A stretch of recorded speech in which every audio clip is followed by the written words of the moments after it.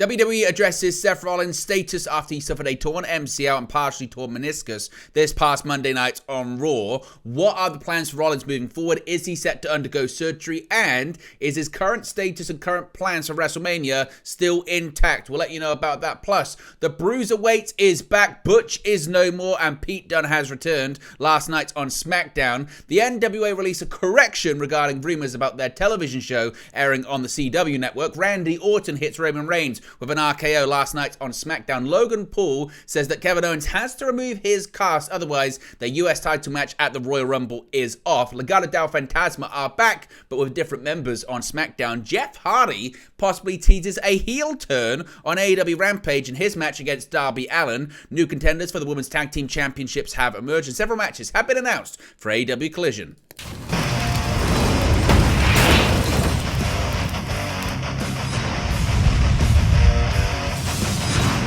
Hey guys, welcome back to Wrestling News 365. Hope everyone is doing very well. As always, there are plenty of news stories to get into in the world of professional wrestling. Let's start off talking about Seth Rollins. We've got an update on his status after it was revealed last night that the World Heavyweight Champion suffered a torn MCL and partially torn meniscus during his World Heavyweight Championship defense against Jinder Mahal this past Monday night on Raw.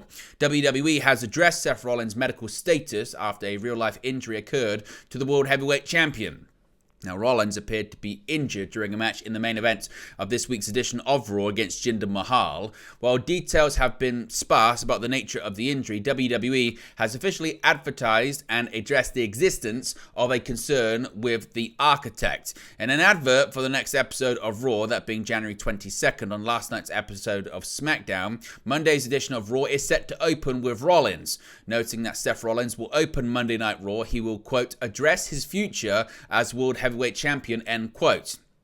Earlier, it was reported that Rollins is believed to have suffered a torn MCL and a partially torn meniscus, but it's not yet known if he will require surgery, though the hope is he can avoid it. Now, he's likely to be out for a few weeks at the very least, but there is a chance that he could be back in time for WrestleMania if surgery isn't required. Of course, Rollins suffered a similar injury around the similar time of the year back in 2017, and he still competed at WrestleMania against Triple H. Also, set for an episode of Raw on Monday, a face-to-face confrontation between Cody Rhodes and CM Punk as the pair are on a collision course for the Royal Rumble. While Rhodes and Punk have never tangled in AEW, they do have some Royal Rumble history. The last time the pair competed against each other was in the 2014 Royal Rumble match, which was Punk's last televised match in WWE before leaving that time around. Now, when it comes to Rollins, though, of course, it had been reported yesterday in the Wrestling Observer newsletter that the current plan was to have Seth Rollins versus CM Punk in Philadelphia at WrestleMania 40. Now, with this injury, many had wondered, is he even going to make it to WrestleMania? Per PW Insider, Seth Rollins could return from a torn meniscus if he required surgery in around 3 to 4 weeks if he was able to push it, but a more likely time frame would be the 4 to 6 week mark for his recovery. As far as WrestleMania, PW Insider notes that Rollins should be good to perform at the show in April, but other major events such as Elimination Chamber in Perth and anything else between now and WrestleMania could be pretty questionable. Now, according to Dave Meltzer on today's edition of the Wrestling Observer radio show, Meltzer has commented on what the current plans are for Punk and Rollins now that Rollins has gone down with this injury. This is what Meltzer said, quote, as of an hour ago, Seth Rollins and CM Punk are still scheduled for WrestleMania. As far as could that change? Yes, I was told that could change, but it's up in the air. But right now, he being Seth Rollins, is still on WrestleMania. So as of right now, Rollins and Punk is still the plan for WrestleMania. As far as the more immediate future, i.e. Monday Night Raw, we don't know. We're going to have to wait and see how that one plays out. But what are your thoughts when it comes to Seth Rollins? What do you think will happen Monday night on Raw? Let me know your thoughts, as always, in the comment section below. Now, the Bruiserweight is back. Butch is gone and Pete Dunne has returned. Following a heart-to-heart vignette on last week's episode of SmackDown in which Tyler Bates implored Butch to remember just who he was deep down and what name came to mind when he did so, Bates was joined for his tag team match against Pretty Deadly by not Butch, but by Pete Dunne, burgundy singlet, Bruiserweight mannerisms and all, snapping fingers, stomping hands and carrying a snarl all the while. Dunn finished off Elton Prince and Kit Wilson with the bitter end in a match he dominated. The return to Dunn's former name puts an end to a near 2-year run as Butch that began in April 2022 with a loss to Xavier Woods in Dunn's SmackDown debut. Most of those 2 years were spent with Dunn doing the bidding of the Brawling Brutes alongside Sheamus and Ridge Holland, but he recently realigned with Bates and he seemingly and very quickly found new life and an old attitude. So, Pete Dunne is back, Butch is gone. What are your thoughts? Is this overdue? Is this, I guess, one of the last remnants of sort of a Vince McMahonism when it comes to that name? Let me know your thoughts and reaction to that as well. Now, a bit of news when it comes to the NWA, because there's been so much confusion when it comes to this television deal that was rumoured all the way back towards sort of the fall of last year. Of course, it was Nick Houseman of House of Wrestling that was first to report that Billy Corgan and the NWA had signed a pair of television deals with the CW network, one for Power and another for a reality show. Now, not long after that report, Billy Corgan and the NWA presented a segment on an NWA pay-per-view featuring Father James Mitchell along with several other wrestlers and extras doing a Class A substance. Yes, a drug spot. The CW was blown up with social media posts regarding the vignettes, and then it was reported by Nick Houseman that the NWA content was expected to be moved to the CW app and not actually air on the broadcast network. It was then later announced that NXT, WWE's developmental brand, would be going to the CW beginning in October of this year. Now, yesterday, NWA commentator Joe Galli participated in an interview where he stated that the upcoming NWA reality series would air on television while Power would remain on the CW app. This was believable based on what reports had been sort of suggesting regarding the CW's interest in the NWA, which was largely centered around footage of Billy Corgan's wedding that is included in the reality show. It had actually been reported that really the reality show was the main driver of what the CW wanted, and the NWA wanted to attach Power to that and make it a bit of a package deal to air on the broadcast network, but now neither are going to be on the CW, they're all going to be on the CW app. Now, shortly after sort of the publishing of that interview and reports being ran about it, the NWA issued the following correction. You can see it on the screen right there, saying, quote, "In a recent interview, NWA lead announcer Joe Galli misspoke in stating that the NWA's as yet unnamed and unscripted show would air on the CW network's broadcast channel. Rather, that same unscripted effort will soon premiere on the CW streaming platform, which notable will also host future episodes of NWA Power starting February 6. The CW app is free for download and requires no local cable provider for access to their great library of shows. As I mentioned, WWE NXT is set to debut on the CW network this October. As has been reported about that move, the NWA's infamous drug segment is believed to be what caused the network to actually reopen negotiations with WWE and lead to NXT being signed by the network. So that's a bit of an update on that. And I was talking about SmackDown last night because obviously we continued to build to the Royal Rumble and the undisputed WWE Universal Championship Fatal 4-Way match that is set for the premium live events. Roman Reigns made an appearance in the final segment of the January 19 episode of SmackDown and ate an RKO for his troubles. Even though Randy Orton, AJ Styles and LA Knight signed the contract for their Fatal 4-Way match for an opportunity at the Universal Championship, Roman Reigns, through Paul Heyman, initially refused to sign the contract. Roman Reigns would make his presence felt, though, by the end of the night. After Randy Orton successfully defeated Solo Sikoa, Reigns would attack Orton from behind, laying him out with a Superman punch. Roman would then sign the contract for the match at the Royal Rumble. Roman then tried to end the night by delivering a spear to Orton, but instead, he ate an RKO. This was Randy Orton's first time dropping Roman Reigns with an RKO since Orton returned at Survivor Series back in 2023. Now, when it comes to the contract, when it comes to Roman Reigns not really wanting to sign it, it's because it would appear Roman Reigns is not a fan of the SmackDown general manager Nick Aldis. Aldis took over as the general manager of the Blue brand back in October of last year. He has already clashed with the undisputed WWE Universal Champion Roman Reigns on multiple occasions, as Aldis often refuses to back down from Reigns and the Bloodline. Tensions between the two sides have risen in recent weeks as Aldis booked Reigns in a Fatal 4-Way match against LA Knight, Randy Orton and AJ Styles at the Royal Rumble. The contract signing for the match was set for the January 19 episode of SmackDown. In a TikTok, Reigns briefly shared his thoughts on Aldis while his entrance music was playing on the January 19 episode of SmackDown. He said, quote, "I don't like him. Nick Aldis, I don't like him. We're going to figure him out. We're going to fix him." Now, as I mentioned, Reigns initially refused to sign the contract, but he later came to ringside and put pen to paper. Do you think this could be possibly building to a Roman Reigns versus Nick Aldis match in the future? Would you like to see the former NWA World Heavyweight Champion eventually wrestle in WWE? Let me know your thoughts about that too.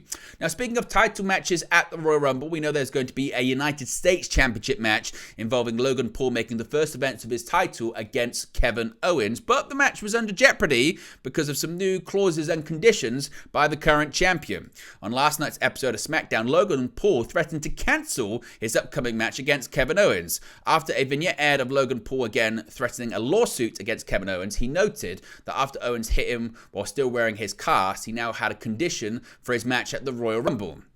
Paul asserted that if Kevin Owens didn't remove his cast ahead of their match, the Royal Rumble United States Championship bout would be cancelled.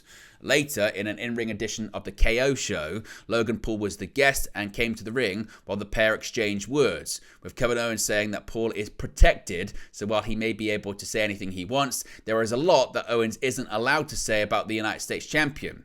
Obviously, Owens did end up removing his cast immediately. Despite what Logan Paul may have expected, this did not slow down Kevin Owens at all, as he was fine to fight without it as the segment ended with a short brawl. So seemingly, Owens is going to be castless when it comes to the Royal Rumble. Now, the new faction involving Santos Escobar, Angel, and Humberto now has a new name, but I guess it's a bit of an old name. Now, taking on his former faction, the LWO, in a match on last night's SmackDown, Santos Escobar's squad of himself, Humberto, and Angel have now been revealed as Legado del Fantasma. Yes, the team was announced as Legado del Fantasma, resurrecting Escobar's previous NXT faction name, but with an entirely new tag team. Meanwhile, the former members of the NXT version of Legado del Fantasma, Joaquin Wilde and Cruz del Toro, were teaming with Carlito in a match against the trio, still under the Latino World Order banner. Also still with the LWO squad, Zelina Vega, although it's speculated she may have a new client to manage very soon. Certainly that's going to be very interesting. There are rumours of Andrade El Idolo returning to WWE. It could be a situation where maybe Andrade joins the LWO or possibly takes Zelina Vega away from the faction. After NXT saw the team of Lola Vice and Elektra Lopez disbanded, Lopez, who notably had a friendly exchange with Wilde and Del Toro on a recent episode, could be main roster bound. She could, however, join Escobar's group instead. Lopez recently had 3 dark matches ahead of Raw in as many weeks, sometimes an indication WWE is looking at a developmental talent for a potential call-up. So we could be seeing more names added to this ongoing faction warfare. Now let's talk about AEW. There was Rampage last night on TNT and possibly a hint at the Hardys turning heel, specifically last night Jeff Hardy. Now Jeff Hardy lost a match again on AEW Rampage, and it seems that his frustrations must be boiling over as he refused to show sportsmanship at the end of the bout. Jeff faced off against Darby Allin, who coincidentally was also the last man he had beaten in singles competition, and that was a long time ago. It was a high-action contest as the two competitors had similar styles and were not afraid to attempt pulling off high-risk maneuvers. The match had a dose of top rope moves, table dives, and incredible maneuvers. However, Darby was able to get Hardy with a roll-up cover to steal the win. After the match, the former AEW TNT champion reached out to fist bump Hardy, but Jeff Hardy rejected this and simply rolled out the ring. It was clear he was quite frustrated with the loss. Of course, lately, Jeff and his brother Matt have been expressing their displeasure with how they've been booked within the Jacksonville-based promotion, and it actually was suggested by Matt on his podcast that maybe the Hardys need to become bitter old veterans to really get booked on television. Let me know your thoughts on the match, and let me know your thoughts on possibly the Hardys being heels, or bitter old heels anyway, in AEW. Would you like to see that? Now, when it comes to Darby Allin, he's actually spoken for the first time about that dangerous spot on AEW Dynamite Homecoming a couple of weeks ago. In the main event of the Homecoming episode of Dynamite in Jacksonville, Sting and Darby Allin continued their undefeated ways by defeating the Don Callis family's Konosuke Takeshita and Powerhouse Hobbs in a Texas Tornado tag team match. The match ended when the 64-year-old Sting was on a wall structure and gave Hobbs a Scorpion Death Drop that sent them plunging back first through 2 tables. They ended up fine, although Sting was checked on by a ringside doctor as they only really went through 1 table.